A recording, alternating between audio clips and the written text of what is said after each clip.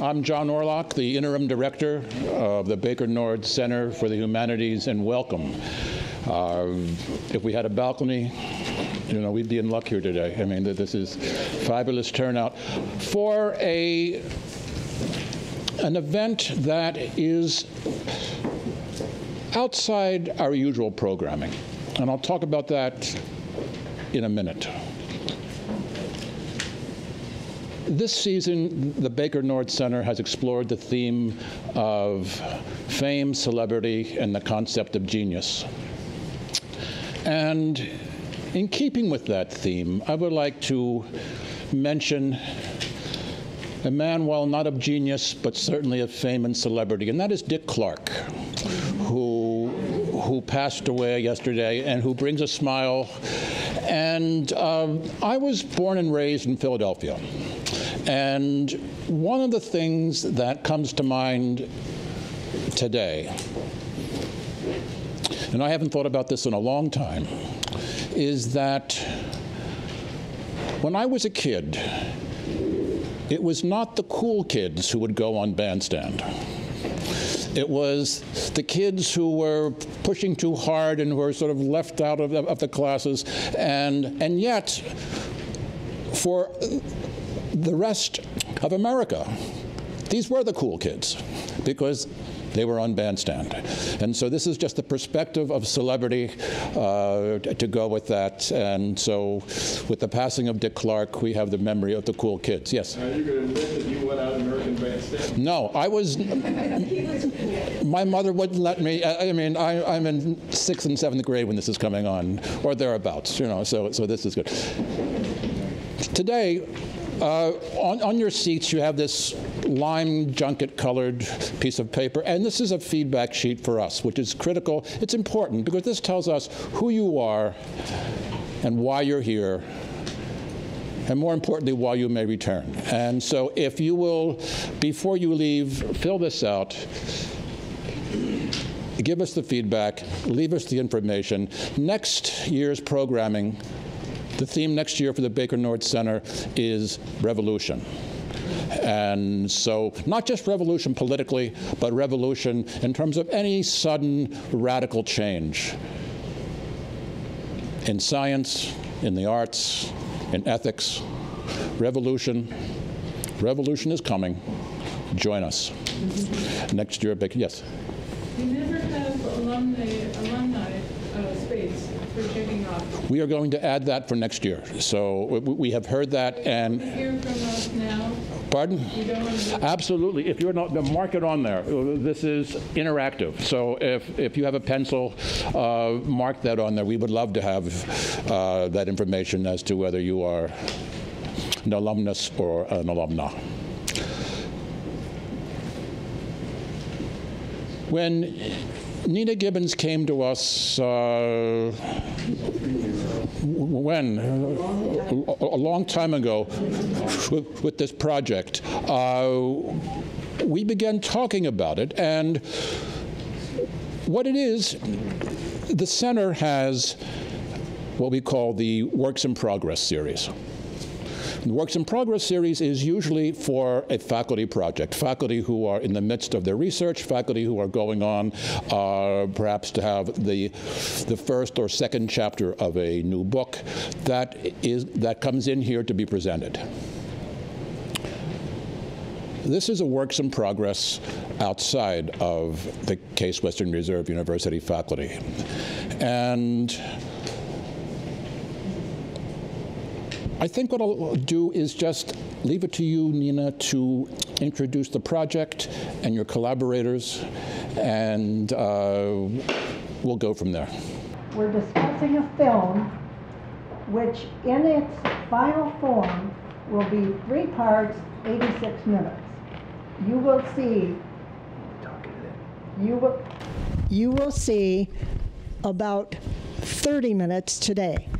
So remember that you're not seeing a lot, but we're going to tickle your fancy. It's a multifaceted conversation about our legacy here at University Circle.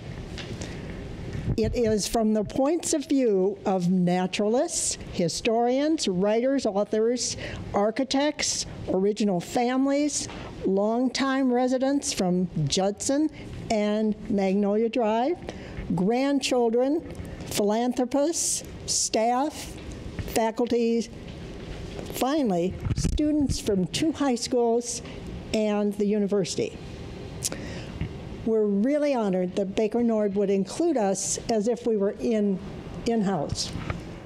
But we're honored to be able to share it. It's been a joy to do, and I want to convey that because it's been fun.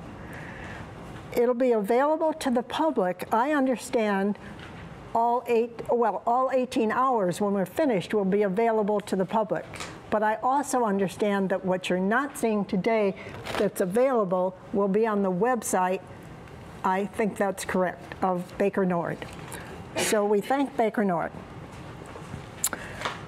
The audience, I know all of you have points of view about University Circle. There's not one of you that doesn't have a story, that hasn't been here, that hasn't participated. So I'm going to give you my website, and if you have memos for me, you do it. Nina Gibans, G-I-B-A-N-S, at sbcglobal.net. The products will include teachable moments from the film for school and community use. In the end, all the unused material, that's all the 18 hours of unused material, what we don't use, will be accessible through CSU's program of digital humanities and public history. We're just pleased by that. I wouldn't sit up here alone because no film gets done alone. It's truly dependent on people and talent. Maybe the concept was mine, but it took identifying the critical voices, those with expertise in every area, to make it work. No one said no. Chris Roynane, sitting next to me, met me in a garage and said, I want that project. He is known to everybody through the wonderful news that you have about the future of University Circle. Jesse Epstein is my buddy. He's my talent. I mean, I'm not talented, I'm just a nudge. And he spent so many hours with all 18 hours of film editing. That's the gut of a film, is the editing, to make it the 86 minutes. He's been a colleague, though, for a long time. Jesse taught at the Institute of Art for 25 years. His father, sitting in the audience, Mort, and Jean, and they lived on the business that was here and grew up here at University Circle, Epstein Szilagyi Incorporated.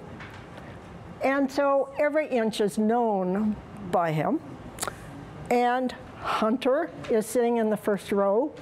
Without Hunter, you have to go to experts to get the smarts.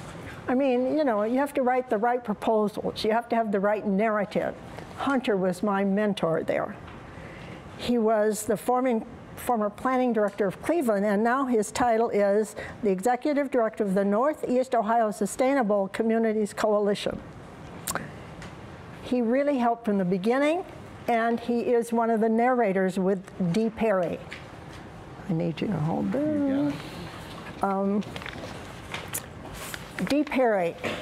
One of my favorite moments is when we're in the studio with Dee.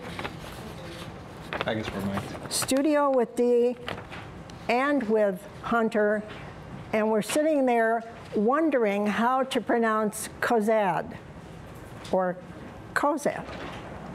And we are talking to Jesse, and am I satisfied with the first version or the second version? But Dee was very instrumental. She has a narrative part in this film. But what blows you away in today's society is that when we finished 3 hours of narration, she said it to Jesse that moment, out and over, done. That was so much fun. So I think my talent might be creating the concept, taking the risk, it's a big risk, identifying people, crafting discussions, and being persistent, the real nudge. But the project couldn't have happened without all the people that I've talked about and 7 dozen others. The archival photographs had to be collected, the bibliographies, and I approached every relevant source. One family did not like any of the photographs of the grandfather and said, no, that's not my grandfather, and we sought Grandpa. And we found him not where you would expect, but we found him. And it wasn't at Lakeview, it wasn't at Western Reserve Historical, it wasn't at the library downtown, and it wasn't anywhere. CSU had one, but it was not the one wanted. So I've been doing that, and I'm still doing it with Glidden House, for instance, because the family of the Gliddens Virginia Foley just died, and she was the last relative in Cleveland. And so I've gone back to find out if I can have photographs from their family, from her grandchildren, children and grandchildren. So will everybody who had any part raise their hand? So a lot of you know this way back when. Alan Ford and Marie Davidson were 2 people who gave me lots of advice, lots of material, and it was a wonderful start. They guided the research areas, and provided books, and I must mention Robert Reeves, who had just left UCI after 28 years of development director there. He was so pleased to be involved. He's in New York today, but he was so pleased to be able to get us the resources, get us the archival material, and so that's all together. But if he hadn't been available, it would have been much harder. So I'm going to mention Jim Gibans. He schlepped me everywhere. He really, and he is an architect who was involved in the renovation of the Montessori High School. So he is in this film, rightfully so. He just happens to be a husband. So the believers have to be thanked. That's the Ohio Humanities Council. Now, in order to apply to the Ohio Humanities Council, you make 26 copies of things, and then you wait. And it was in competition with some things they wanted to fund, so they said, no, no, not this time, do it again.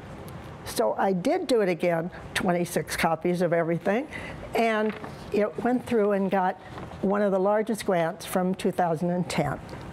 So that started us off, and UCI has been the fiscal agent, and we've had private foundations, and we want to thank everybody.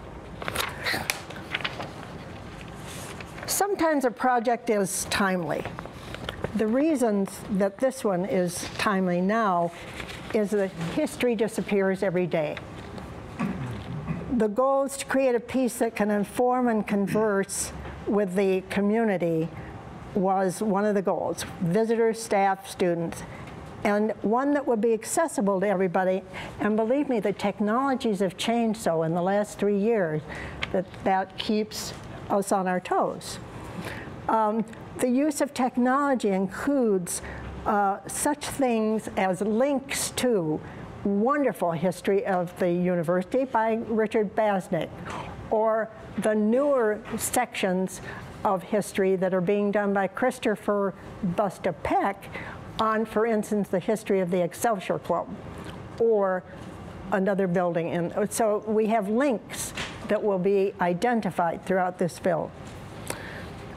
What this isn't is a history of each institution.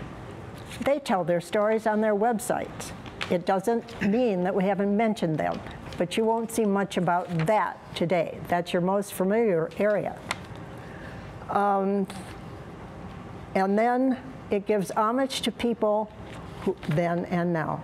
Grandchildren, it's the last generation that could even recall some of this, because it would scatter afterwards. I read memoirs, but the next generation won't have those. I went to the home of Joe and Scott Inkley, and her grandfather lived on Magnolia, but the next generation might not know the story she knows. And I interviewed the woman that lived in the Montessori High School building for 50 years, so the next generation would not have her story. So that's some of the philosophy behind it. So now we're going to turn it to Chris and to Jesse. Jesse is running the machine. He's going to show us. But Chris had a very important moment with us about a year ago. He told us that we needed to do more in certain areas. And so why don't you start with some of that, and maybe anything else you want to say. Well, good afternoon, everybody. I'm Chris Roynane, and President of UCI. I want to say hi to some of our board members, to a lot of our institutional heads, past and present, and to our friends around the circle, neighbors, those who live here, those who just care about this place and keep this place going. Well, real quickly, for the 6 years that I've had the good fortune to be in this job, there isn't a day that goes by that there isn't a new story told to me about University Circle. And I'm fortunately, by nature, a sponge for those stories. I think we all probably are. We wouldn't be here. Our goal, hopefully, with a project like this that Jesse and Nina put together is to spread that story around, because as you all know, you're the insiders. Unfortunately, on the outside, they still don't know enough about University Circle and what it means to Cleveland. So I want to also thank Baker Nord for continuing to help us get our story out. Three things. One, yes, when Nina brought this to our attention, and the basic element was a sense of place. We have had a sense of place. I call University Circle Cleveland's greatest civic idea. That's how we introduced it at our last board meeting. This is Cleveland's greatest civic idea. What was great was that this place was thought of as a planned place more than 150 years ago. But what's even greater is that it's been sustained for those 150 years. And what needs to happen is for it to be sustained for the next 150 years and beyond. It is a place that was designed to give a sense of place. What's sad, and what you know, most of you here, is that we lost some of that sense of place over time. By our own doing, by some of our institutional build out, we lost some of the rich urban historic fabric that made this place the great place that it is. I'm hell-bent on every day spending my days here working on recreating a sense of place in a new way, but actually taking cues from the past and moving forward to build the premier urban district that we've all aspired to in University Circle. So first and foremost, we were intrigued by the idea of a sense of place and what it really means. Secondly, we were intrigued by the stories beyond the institutions, as Nina said. We will cover the stories of our institutions in a project that will follow this called Circle Walk, and I'm hopeful that this project's actually a baseline to produce, and I'm working with some of our board members quite a bit on the program we're calling Circle Walk, which is a walking tour of University Circle, both for its past, but also for its future looking, and a window through to the future. As Nina mentioned, the multimedia that we now live in and work in and have access to keeps our story live and different. We can gesture to our past, we can gesture to our future, and through everything from augmented reality to everything we do today on the web, we can create our future vis-a-vis a tour. So it's not just a static walking tour of yesteryear, it's a tour of our future as well. For us, what's important about the institutions is leveraging it and making this place an even more powerful place for the state of Ohio and for our city of Cleveland. It is Cleveland's greatest civic idea, but from a future standpoint, it's Ohio's best bet into the future. The last thing I want to say is what this production helps us put into motion, no pun intended, is that we will help perpetuate our story and continue to actually deliver this story well beyond this inside group. I always reference the 2 times I've been to Hawaii, I've always been intrigued by the Hawaiian culture, that they talk story in Hawaii. They talk story. They pass that story on from generation to generation to generation.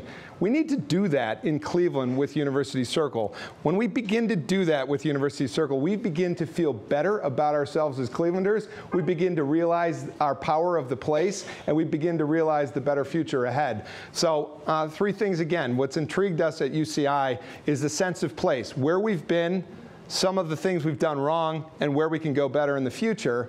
how to leverage what we have for a more powerful future, and to carry that story further so that more of our community has access to that story from an employment standpoint, from a resident standpoint, and from a visitor standpoint. That's why I'm happy to be a part of this. I'm very happy that Nina's put together 18 hours or more of background. We're going to use every bit of that footage to help continue to perpetuate the story.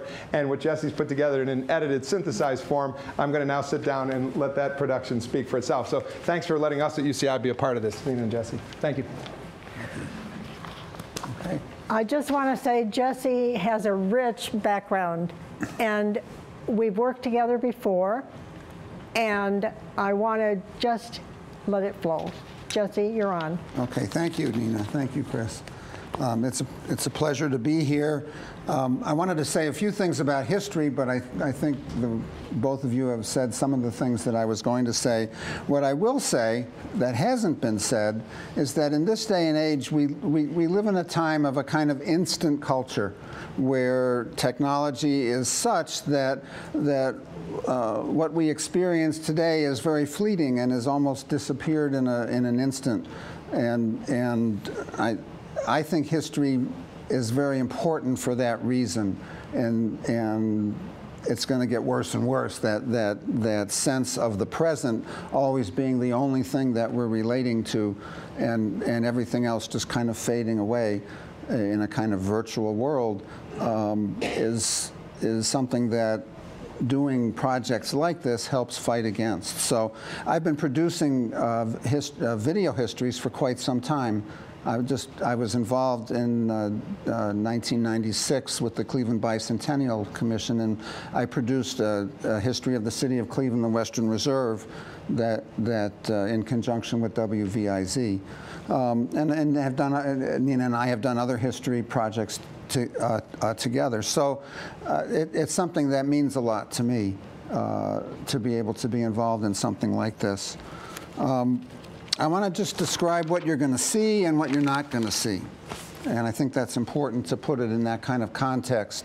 The history itself that we've put together is going to be about an 80-minute presentation altogether. It'll be seen as a unit.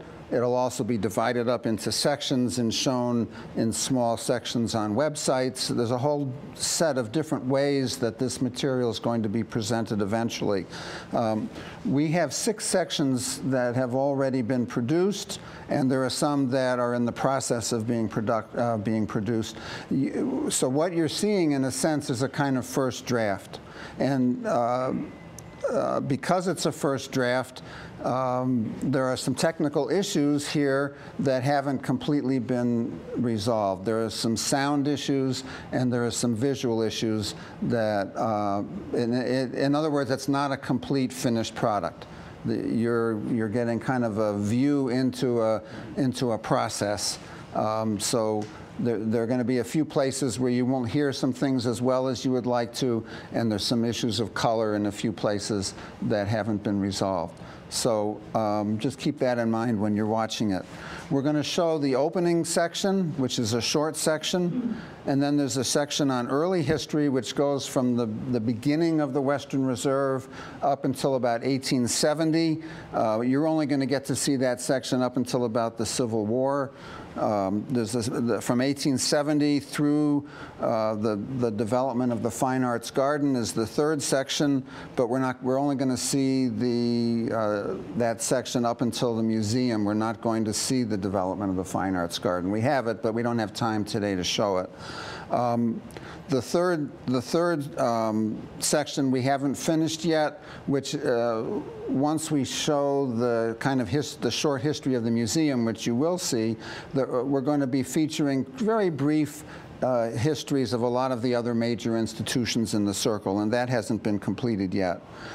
After that, we switched to a discussion of public art, sense of place in the circle, and we're going to see that section, but there are 2 sections at the end of that section that we're not going to show, so that we're going to stop that kind of in the middle. And then the final section is University Circle and the community. You'll see part of that, but we won't show the actual ending of the video, the last, I don't know, 4 or 5 minutes, which deal a lot with partnerships and the future. but everything else will be here. So with that in mind, I'm just going to start.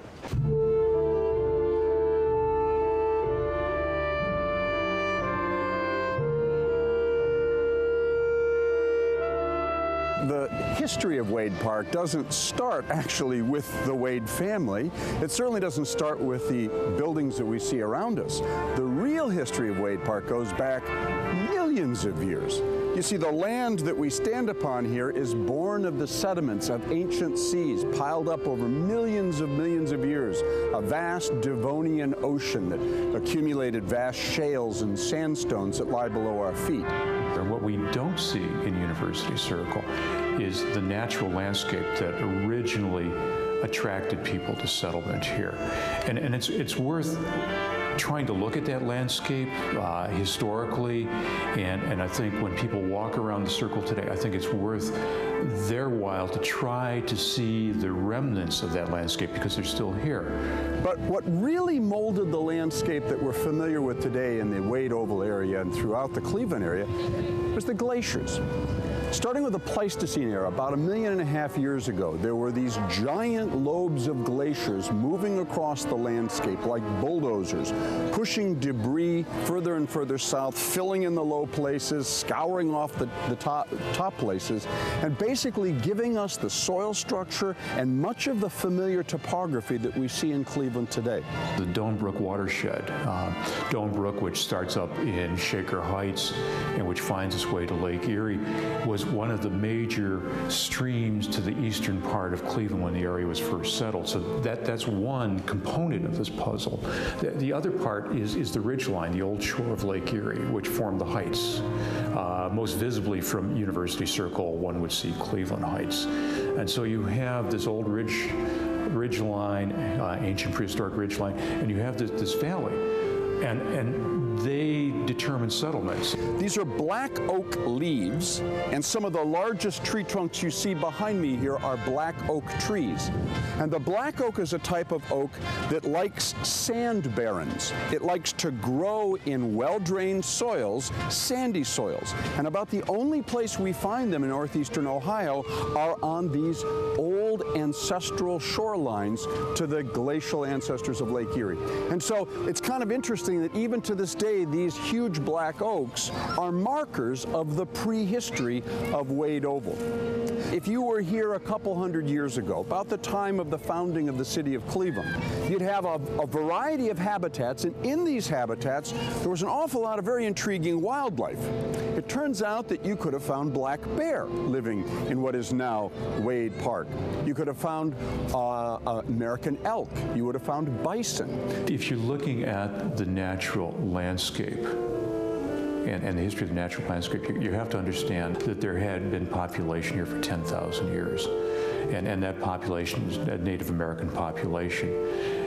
These glacial sand deposits that formed Wade Oval and other areas like it would have actually been the ancient highways that the Native Americans would have used, because these raised sandy dunes from the ancestors of Lake Erie would have had sparse vegetation, except for these black oak, and it would have been easy for these Native Americans to move back and forth from hunting area to hunting area. I would be remiss if I didn't say that the prehistory photographs were done by my sister, Jean Epstein, who's sitting back there.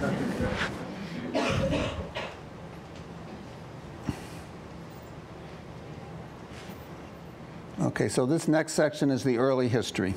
From the time of the beginning of the Western Reserve. In 1662, King Charles of England granted his colonial subjects the land that would become the state of Connecticut, including its Western Reserve, a territory that we now call Northeast Ohio. Soon after the United States Constitution was ratified, the state of Connecticut chartered the Connecticut Land Company to sell off the state's Western Reserve holdings. In 1796, Moses Cleveland led a surveying party to the mouth of the Cuyahoga River and began the process of mapping the capital city of the Reserve, a city that was to bear his name. Cleveland is established, if you will, as a small settlement in 1796. It doesn't prosper. it's pretty much a failure. But to the east of Cleveland, in an area that would become known as Doan's Corners, in 1799, a man named Nathaniel Doan sets up a small settlement. It is on the main road to Buffalo, the main coach road that will develop between Cleveland and Buffalo in the east, and it's also at a ford. It's a small stream at which you had to stop. It was a great place to set up a business. And actually, Doan's Corners grows more rapidly than the city of Cleveland. It is near the ridgeline, and the ridgeline allows for travel to the other growing community in early 19th century Cleveland, which is Newburgh, Broadway, and Harvard. So today, if somebody's driving along Woodhill Road and East 93rd Street, they're following that route from Doan's Corners to Newburgh. Over the course of the 1800s, it was quickly settled. And the changes that we saw in the landscape initially were basically felling all of the forests to create open fields and open environments for agriculture. There are a lot more trees that we see in University Circle today in the 21st century than we would have seen at the start of the 20th century 100 years ago. By the 1830s and 40s and 50s, you have a number of migrant families, the Fords, the Cozads, the Bates, who come out to this section of what's known as East Cleveland, and they farm here. From the Journal of Horatio Ford, quote, "The orchard was the loved outdoor room, ever-changing and ever-friendly, a clover, buttercupped romping place for childhood, a dreaming place for youth, stretched upward in the tall, soft orchard grass."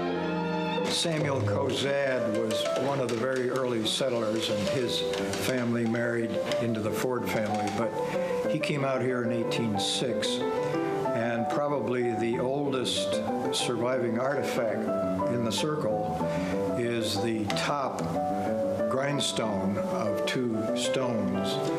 He erected a grist mill. The families who settled Doan's Corners were farmers and devout Protestants. The Cozads settled on land that eventually became the site of the Cleveland Museum of Art, Severance Hall, and the northern campus of Case Western Reserve University. The Fords acquired farmland that is now University Hospitals, Little Italy, and the southern campus of the university. The grandson of Samuel Cozad inherited the land, which is where most of University Circle and Wade Park is today. He saw the fact that it was not good farmland, where the museum particularly and the main park. Mr. Cozad was one of the first people to envision establishing a park. I think what he wanted to do was to be certain that the beauty that he had found here would live on after him. The idea of a park to preserve the beauty of this piece of land sparked the imagination of people over several generations, eventually leading to what we now know as University Circle.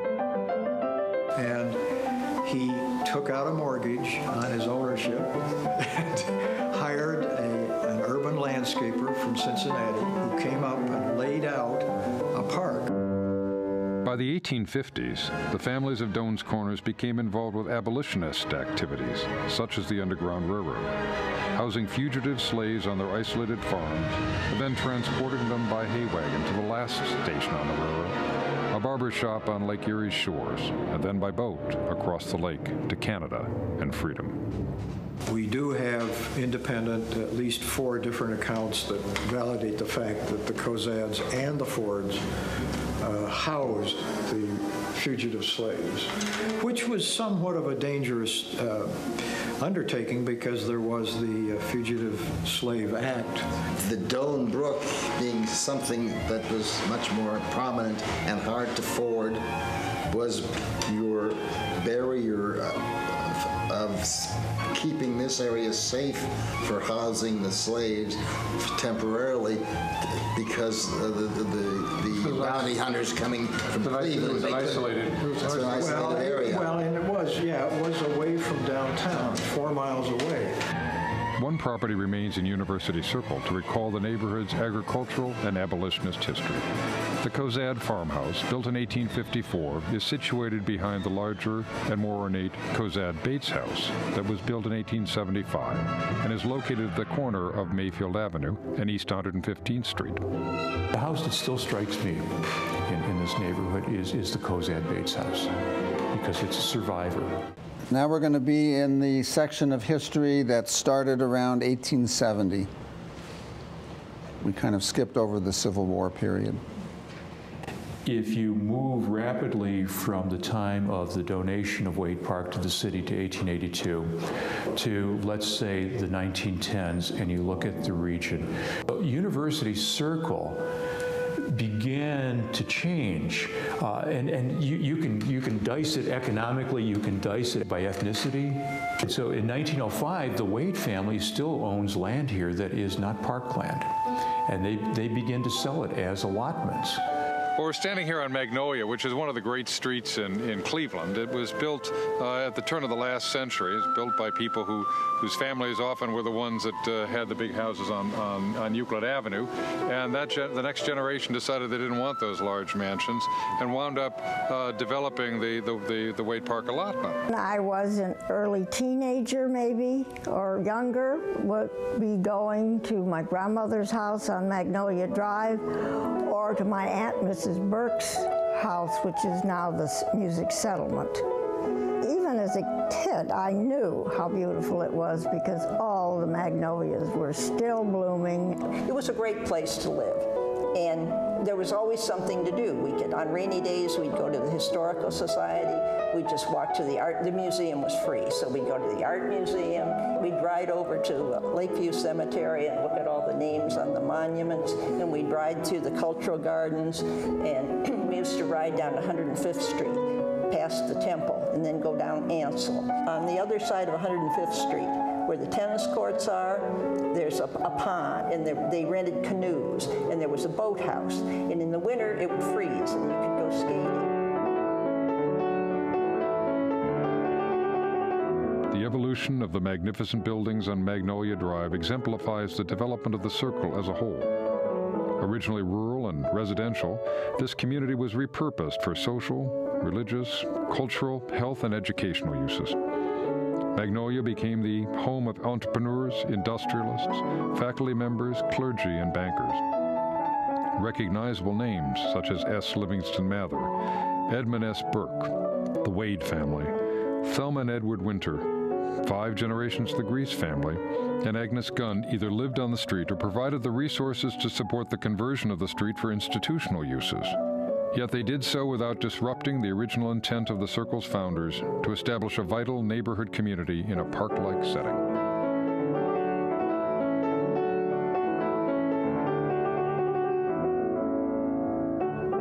So they moved out here and they built these remarkable homes. You can see them on Magnolia. You can see some of them on East Boulevard. It's the next version of Euclid Avenue. So you have a really wealthy section. Up the hill you have the Italians. Little Italy has its origins really in the 1880s as Italians come to take jobs in the cemetery, Lakeview Cemetery. So Little Italy grows, and its growth is catalyzed by the fact that there's something else that has crept into this garden, and it's called a railroad.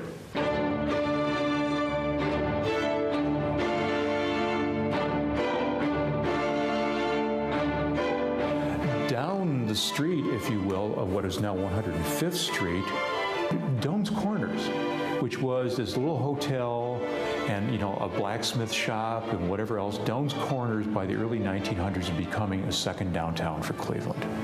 And there was Bailey's department store, there was a public library, and there was a hat shop, and there was Burroughs, which was a bookstore and stationery store, and Who Cares ice cream place.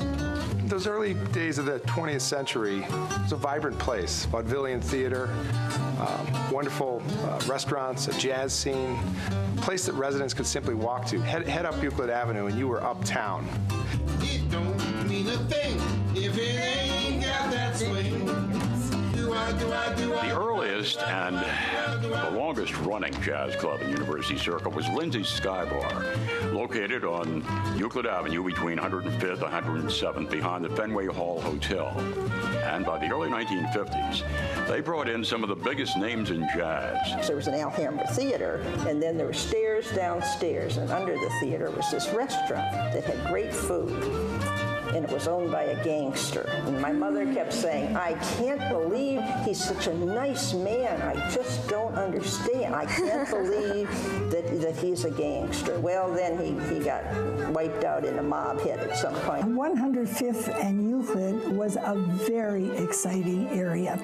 I do remember that on a Sunday afternoon, my mother used to have my sister and me dress in our little white gloves. We always wore hats, and she would take us to the theater and then to Hoffman's for ice cream afterwards. There was the Tasty Shop. We were kosher, so we did not go in there, but we passed by it all the time. But I do remember that there was a hotel nearby. It was a busy, busy place. But if you begin to go up 105th Street toward the north, you're into a new neighborhood. That was Glenville. By the early 1900s, it begins to become one of Cleveland's primary Jewish communities. The truth is that in the beginning, Jews were excluded, socially, business-wise, and community-wise also, so they formed their own little enclaves. And so the Jewish community then iterates itself. It becomes visible in University Circle by the 1910s and 1920s, where at Mount Sinai Hospital and at the Temple Tifereth Israel. There was no place really for Jewish young doctors in the general hospitals in our community because of some type of quota system that would not permit a large number of doctors. So, as happened in many other communities, Mount Sinai was formed to accommodate the Jewish doctors. So this is sort of the southern end of a Jewish community that stretches along 105th Street through Glenville. So you have Jewish community, you have an Italian community, you have a fairly well-to-do community within the circle. Between 1900 and 1920, the population of Cleveland doubled in that 20-year period. And Cleveland was the center of the new economy of 1900. The great technology, even Jephthah Wade's fortune was based on the new technology of the time, which was the telegraph. And the population was exploding, great wave of immigration in this country, people moving in, great focus on roads and city planning and infrastructure, and the founding within a very short period of time of the great cultural institutions. With an institutional base already established around Wade Park by Western Reserve College and the Case Institute, it was natural for the newer cultural institutions to also seek their homes in this area. Jephthah Wade's idea in founding Wade Park was to be a center of cultural institutions, so that vision was very early established. All being based on an idea that a great new industrial power should have these great institutions to reflect the greatness of its population and its economic power. The first of the cultural institutions was the Cleveland Museum of Art. It was actually founded in 1890, but did not move to its permanent home in University Circle until 1916, 34 years after Mr. Wade selected and donated the site. I think this is one of the most beautiful places in Cleveland, and it's a beautiful front lawn for the Art Museum. And I remember Peter Marzio, the director of the museum in Houston, coming here and looking at this setting and saying, this could be anywhere. It could be Paris. It could be any place in the world. And it's just so magnificent. Cleveland's goal from the very beginning was to establish a building that was truly significant, both aesthetically and in terms of its civic value. The result of the decision by the founding trustees in 1913 to commission the architectural firm of Hubble and Bennis was the design of a palace for the arts, widely acclaimed then and now as one of the finest of its time. It was a time of what they called the City Beautiful movement, and it really was an idealistic time where all civic architecture referenced kind of our Greek cultural beginnings, and the museum being most of all referential to the temple architecture. And it's done in a very spare Greek revival, Beaux-Arts style, and it's a very, very well done building. There are a lot of subtleties to this building that I think make it work. The proportions are very consistent throughout, and the marble is just allowed to express its own grain. So we finished the section on the museum and the cultural gardens. Then there are sections on several other institutions and brief histories. And then we transition into this next section, which is a section on public art.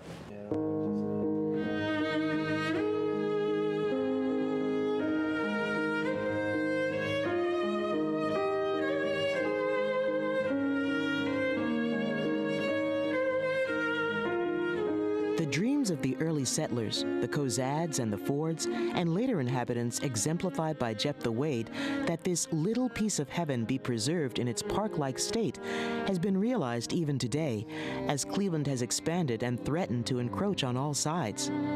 It has only been natural, then, that the natural setting and inviting home to so many cultural and educational institutions has also been a fertile ground for the placement of public works of art. One of the first examples of public art was The Thinker by Auguste Rodin, an early gift to the Cleveland Museum of Art, purchased from the artist and placed outside the museum to give it maximum light. In 1970, it was violently defaced by a bomb planted by someone unknown. Most of us pass these works of public art without stopping or even looking. So what exactly is public art, and what is its purpose? It's work created by artists. It's outside of the walls of museums and galleries and studios. It's accessible to the public, whether that's in a public building or a public space. And then, so I really think that basically that's probably the most cut and dry answer, and everything else can kind of fit in around that. There is a tradition, of course, of public art in the Western tradition, and typically in the past it was always sort of memorializing something or celebrating the highest values of the society, and that was always in a sense both looking to the past, celebrating ancestors in a sense, or looking to the future, making a statement to last for the ages. And then I think that all of a sudden we have a new question about what is public space. I mean, you could easily, I think, say at this point, the internet is kind of a public domain, and so artists are doing a lot of things to manipulate that. The Fine Arts Garden is a good example of kind of a work of public art, in that there is sculpture in the Fine Arts Garden, but it's absolutely part of a continuous fabric. The garden, as a peaceful and richly adorned public space, attracts visitors from all walks of life for many reasons. I photograph the behavior of people in civic spaces, and I usually do that from an elevated vantage point so that you can see things relationally. You can see all the individual behaviors of people as they move through and gather within and disperse from a particular space. And public art often acts as a magnet for those kinds of collective behaviors. I think that there's probably two kind of, at least in my mind, thoughts that sort of differentiate different approaches to public art. One is things that are accessible to the public, meaning that we can see them, we can interact with them, and then there's the involvement of the public in the creation of the artwork. The John and Mildred Putnam Sculpture Collection, located throughout University Circle, includes over 50 sculptures, many by regional artists, made possible through a generous gift from the Putnam family. The goal of the collection is to enrich the visual and educational environment of the university and its surroundings through an awareness of the diversity and vitality of the work of these artists. I'm always reluctant to call the Putnam collection even public art. I think of it as a private collection that's accessible to the public. And I'm always very happy to hear from people that are inspired by seeing it. There's so many different types of sculpture represented in the collection, and they're indoors and outdoors, and they're seen by thousands of people every year. What is created here is more discrete pieces, discrete standing sculpture, which is more traditional in aspect. I'm not saying that's bad, I'm just saying it's still what's happening here. Yet living harmoniously among the many statues of important and memorable figures are several more abstract, conceptual, and challenging pieces that also attract considerable public attention, interest, and even participation. A prime example is Merging, created by Athena Taka in 1986. Centrally located on an important crossroads site on the South University campus, it commemorates the merging of Mather College for Women, Western Reserve University, and the Case Institute of Technology. Merging is one of the most successful sculptures in the Putnam collection, and because it's very accessible to people, it's something that you can actually sit on and walk on and touch, and you don't get to have that experience with a lot of art, especially in the art museum. You can touch a lot of this public sculpture out in University Circle, but it's not quite the same as being able to actually sit on it and read a book. Merging is actually something that is relatively recent. It's something that's underlying that has come out in her most recent work, where she develops various patterns that then merge together and sort of interact with each other. It's just simply, again, a sort of a celebration of complexity that I personally respond to very much. And it's a thing to be experienced in kind of an interactive way, and it's also to be experienced as a visual thing across a plaza. I actually photographed that piece from the second floor balcony of the building that's just behind it in order to view it in relation to the Frank Gehry building. And I was very interested in the formal relationships of all of the straight lines and angles of Athena's piece juxtaposed to all of the curvy, wavy lines of the Gehry building, and how the two sit in a related space. But the truth is, the Gehry building wasn't there when it was, and yet it still seems to work. I mean, I worked in University Circle when the Gehry building was being built, and that, you know, the piece was still there and it was still functioning, you know, in its own right at that time. And so I think that the ability of a piece to survive in a changing landscape around it is, in some ways, helps to define its success. So it seems to be, in my mind, actually much more kind of successful than I gave it credit for originally. Nancy Murniak teaches art at John Hay High School, a public school in University Circle. She's introduced a group of her students to many of the artists and art resources in the area, including the abundant examples of public art, such as Merging. Their first experience with Merging is more like the experience they'd have with Stegging. Climb on it, fun, this is fun, without really looking at it as a sculpture, but more as a mound to play on. Once you start asking them questions and asking them to be a little more observant, they start noticing all the nuances. Like, they picked the perfect place to put this piece of structure because it's like in the open, there's a lot of sun now, it's a busy area, as you can tell, many people walk by. She did really well with this art piece by making it a fountain as well, so that, you know, then nature can interact with it, because I've passed by this a couple of times throughout the years, and when I would go and see the fountain, I would see tadpoles. I think this is the definition of public art, because here we have a sculpture that really symbolizes the unity of all these schools, and we as students can interact with it. I looked at it like, oh, that's a nice looking bench, and I just sat on it and like, oh yeah, I know what that is. I know where that's at. And they go on, and then after this, they go to another sculpture in the circle, the statue of Hart Crane, and talk about that. And then we also go indoors and see a work of Chris Picos, who I think is here. But yeah, Chris is here. Jennings in the other part too. And David is in there too. But we're not showing that right now. We're going to move on to the section on the community and University Circle.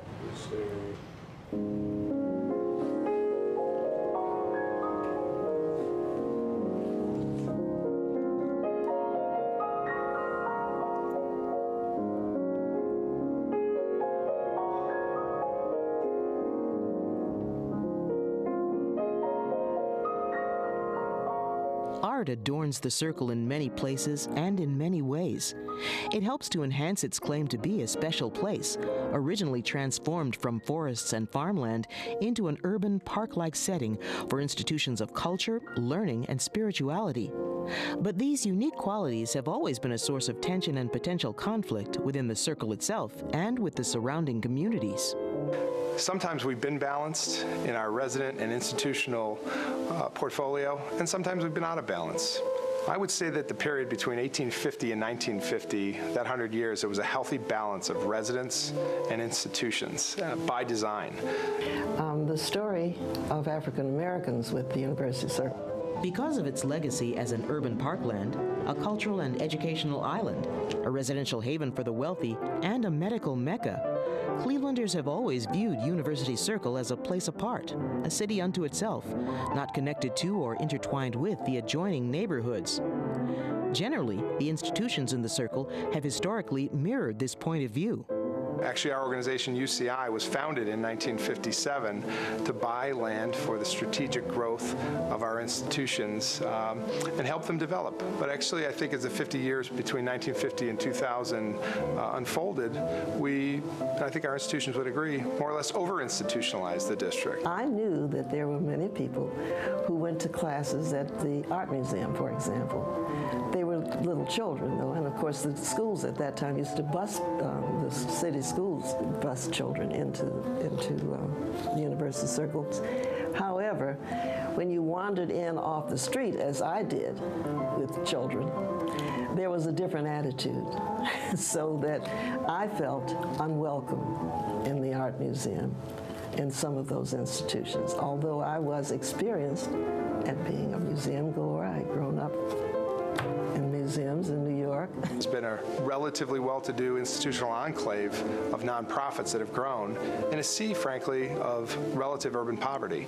Again, it caused major strife in the areas around us.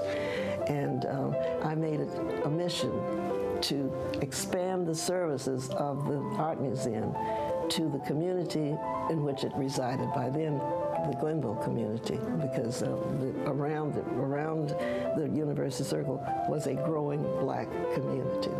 Fast forward 20, 30 years, I became the first African American to be appointed to the Board of Trustees at the Art Museum.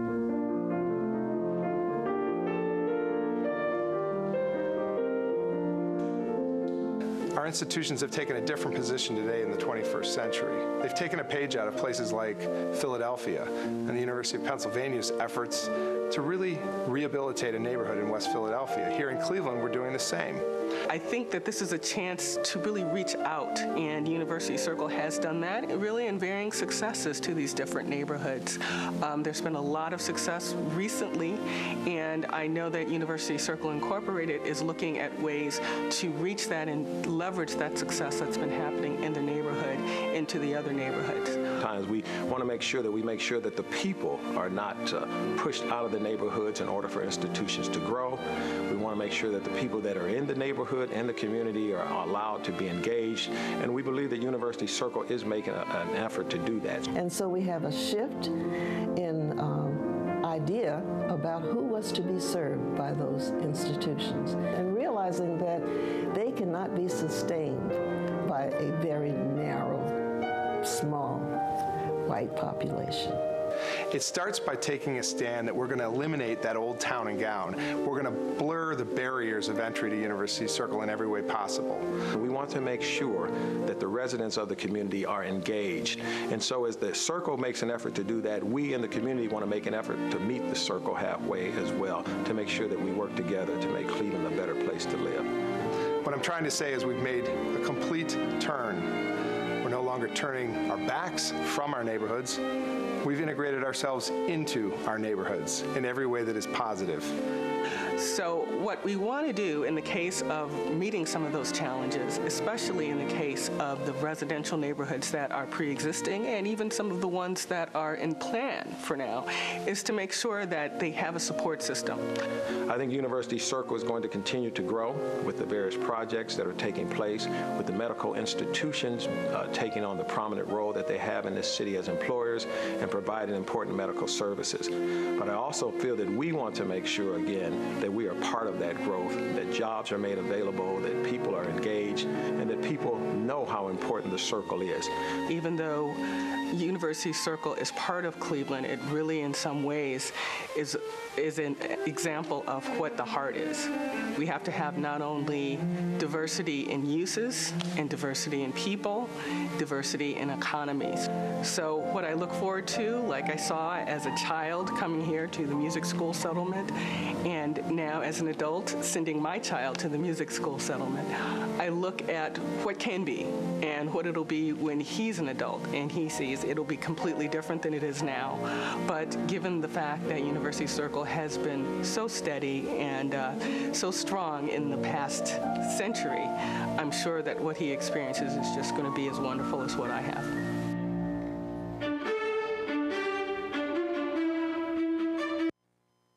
Well, I think that's all we were allowed time to show you. But what is not being shown is important as well. It involves 2 walking tours guided by the architects.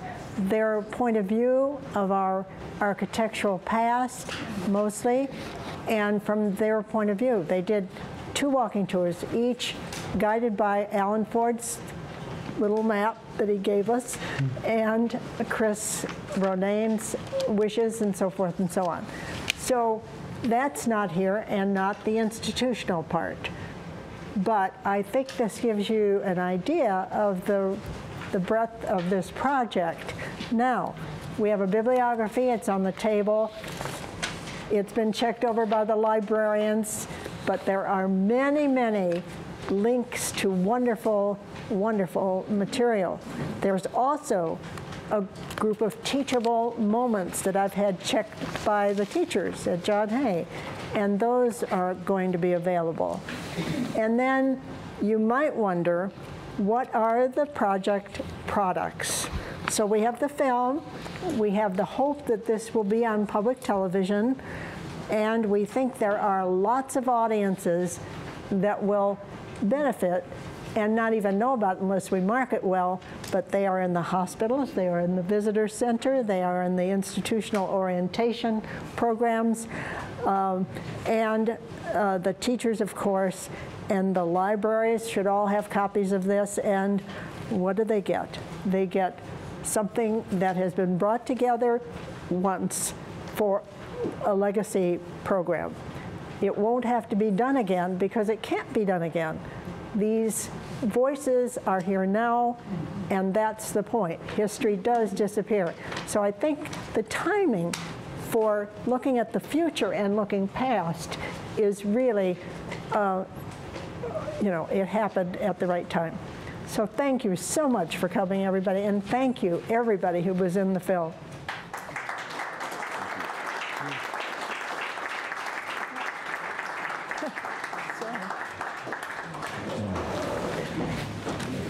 Do you have any? I mean, I didn't open it up to questions, but time for a few questions. Yes.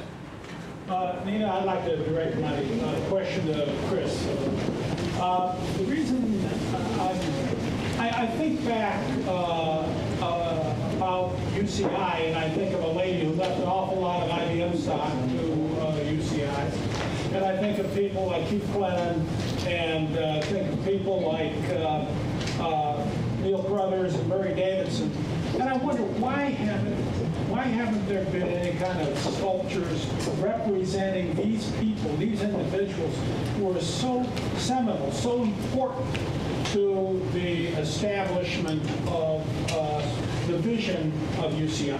Well, first of all, you're right about the forerunners of UCI that helped make it. I think I opened this with the comment that University Circle was, I think, one of Cleveland's great civic ideas, if not the greatest civic idea. I'm just a steward in the organization at this point who's spent a good few years here now, but I think UCI as a model was a forerunning model way ahead of its time, and the reference to Elizabeth Ring Mather, Keith Glennon, and others who helped found our organization is a story that is very important in terms of their founding contributions, but that story is unfolding now nationally. We're out touring our peer groups in Boston, Pittsburgh, Philadelphia, Baltimore, Detroit, in these anchor districts where there's support corporations that all took their cues from UCI, you know, and in their formation as organizations go. And it's still an organization that I don't think has completely seen all the wind in its sails from groups like the City of Cleveland, where I come from as a former administrator of the City of Cleveland, or our county, that understand that as a structure how important this actually is. So I'm agreeing with your point. I do want to say we have chronicled that story, though, at the corner of East 108th and East Boulevard. If you go out and you see the plaza, the Memorial Plaza that is at that corner, it walks you through the history of both University Circle and UCI. And there's prominent messaging about Elizabeth Ring Mather's contribution, about Keith Glennon's contributions, and it walks you further through. One of my predecessors, who I was just looking at some of his archive notes today, Joe Piggott, and you mentioned Neil Carruthers, those are documented out on that corner with deliberate intent. I do, you know, ask you to go out there. Dave Deming has a major contribution out there. It's a statue of Stephanie Tubbs Jones, who first among first in Ohio, and a resident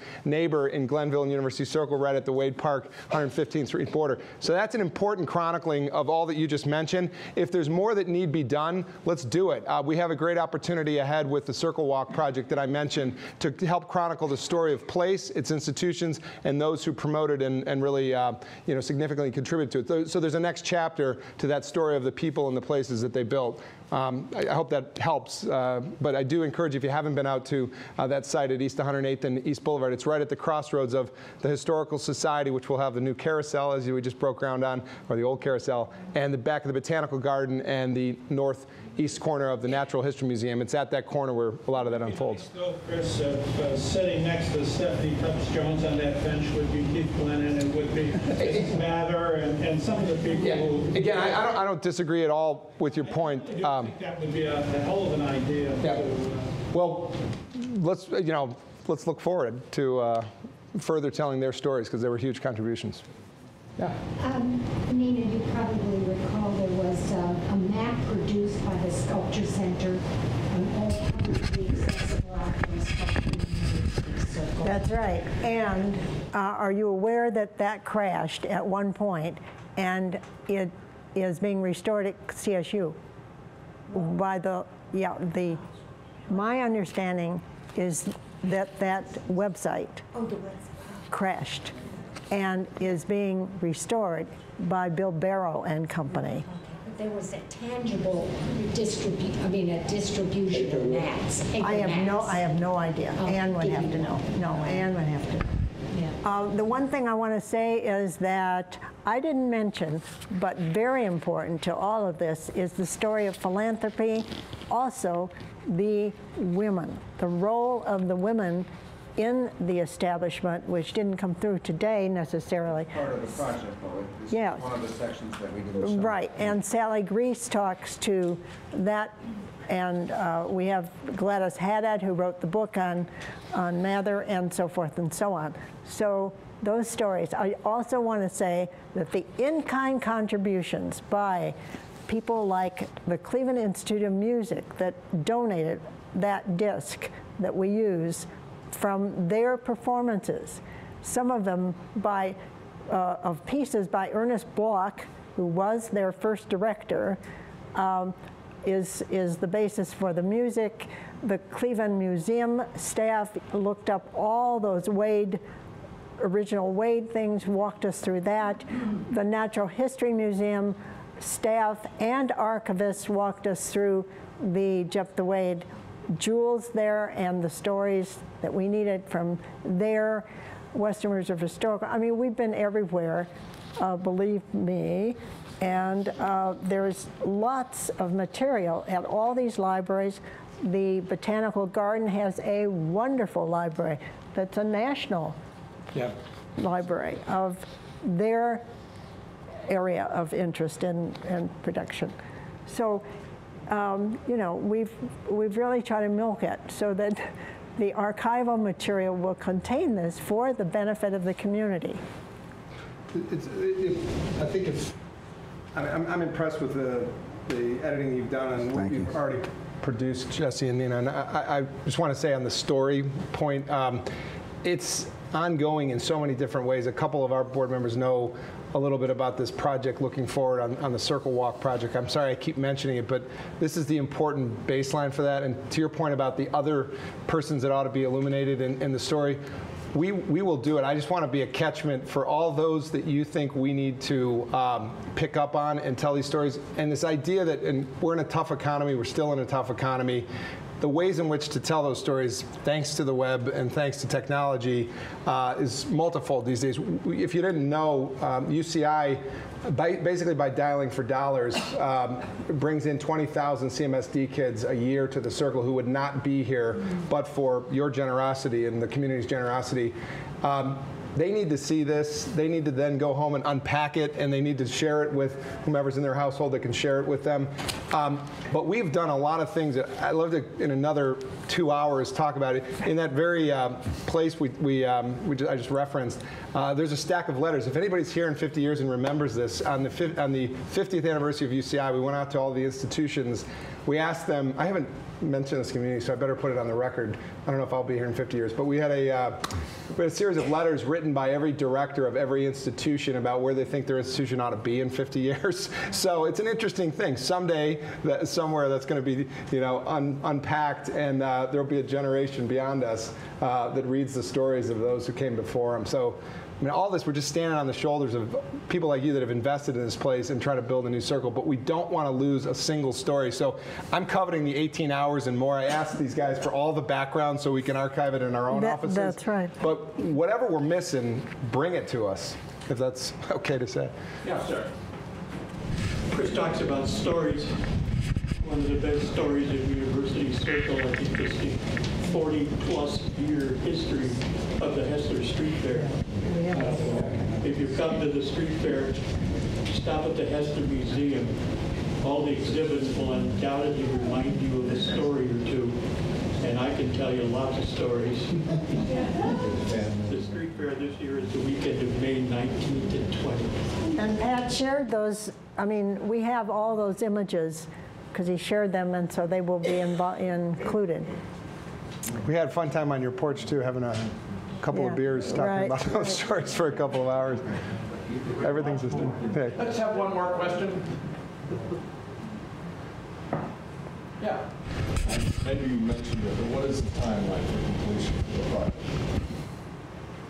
project? I didn't hear. The timeline for the completion of the project. Completion. Well, when we... Do we pass the hat now? Yeah. We hope by the end of the year. We hope by the end of this year, and we hope that WVIZ will pick it up and show it.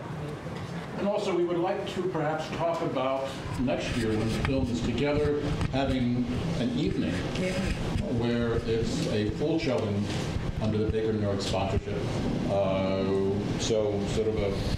I want to mention, I'm sorry, John. I want to mention one thing. Most of the directors of the institutions that are in University Circle today are within the last 10 years. They are new. They do not know the history. Yep. And they have told us that it's important to do this for the benefit of all these staff people who come and who have not got the time to do this on their own because they're getting up to speed in their own job. So that's one. Just as we sign off, Maggie and I were watching this out there, and the piece about the fountain over here, I've been here 23 years and had no idea what this fountain was, what that sculptural piece was, and so just in the last hour, it's come around. Thank you.